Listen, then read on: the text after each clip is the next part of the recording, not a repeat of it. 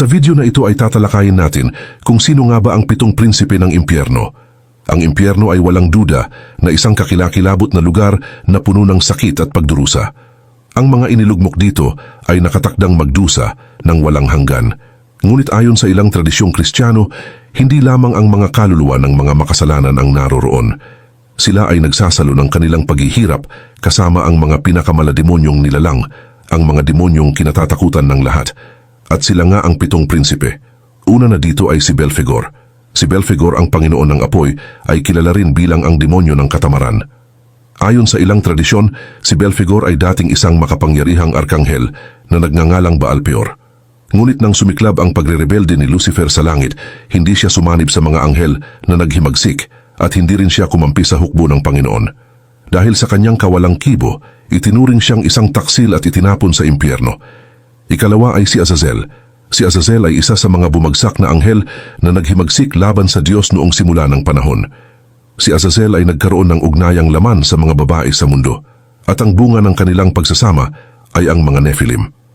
Ang mga supling ni Azazel ay nagdulot ng kasamaan sa mundo, kaya't sila ay nilipol ng malaking baha na ipinadala ng Diyos. Si Azazel, na minsang isang anghel, ay naging isang arkdemonyo na kumakatawan sa kasalanan ng puot. Ikatlo ay si Mammon. Si Mammon ay isa sa maraming Diyos bago ang Kristyanismo, ngunit kalaunan ay itinuring siyang isang demonyo na kaugnay ng kasalanan ng kasakiman at pagkaimbot. Kinundena ni Jesus ang pagsamba sa kayamanan na isinasakatawan ni Mammon, kaya't sinabi niya, hindi maaaring maglingkod ang tao sa Diyos at kay Mammon ng sabay. Ikaapat ay si Beelzebub. Si Beelzebub ay iniuugnay sa figura ni Baal, isang dating Diyos ng kasaganahan sa mga Semitikong kultura, at kay Zebel, ang Panginoon ng mga langaw. Ang pagsasamang ito ay lumikha ng figura ni Beelzebub, ang demonyo ng mga salot. Siya ay itinuturing bilang isa sa pinakamakapangyarihang demonyo, pangalawa lamang kay Lucifer. Ang kanyang di mapapawi ang gutom ay ginagawang isang walang awang maninila. Ang mga salot na dinadala ng demonyong ito ay sumisira sa lahat ng madaanan, kaya't siya ay iniuugnay sa kasalanan ng katakawan. Ikalima ay si Asmodeus.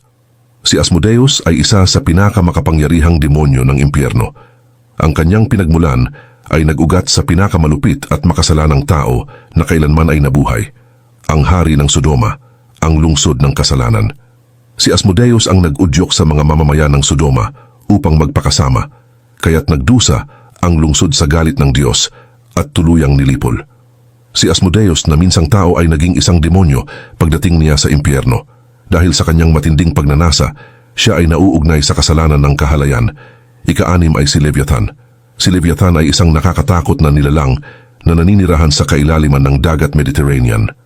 Ang kanyang napakalakas na kapangyarihan ay nagdudulot ng matinding takot sa mga tao. Ang paglalarawan sa nilalang na ito ay matatagpuan sa aklat ni Job, kung saan inilarawan siya bilang isang dragon sa karagatan. Ang napakalaking halimaw sa dagat na ito ay iniuugnay sa nakamamatay na kasalanan ng inggit. At ang pinakahuli ay si Lucifer. Ang huli at marahil ang pinakakilalang prinsipe ng impyerno ay si Lucifer, ang pinuno ng mga anghel na naghimagsik laban sa Diyos.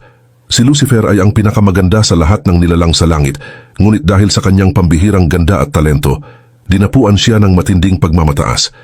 Dahil sa kanyang labis na kapalaluan, inisip niyang siya ay kapantay ng Diyos, kaya't pinangunahan niya ang isang pag-aalsa laban sa kanyang mailalang. Sa matinding labanan, natalo ang mga demonyo sa kamay ng hukbo ng mga anghel na pinamunuan ni Arkanghel Miguel. Ang mga naghimagsik ay itinapon mula sa langit at itinapon sa kailaliman ng impyerno. Sa kailaliman ng mundo, si Lucifer at ang iba pang mga prinsipe ng impyerno ay nagbalak upang sirain ang likha ng Diyos.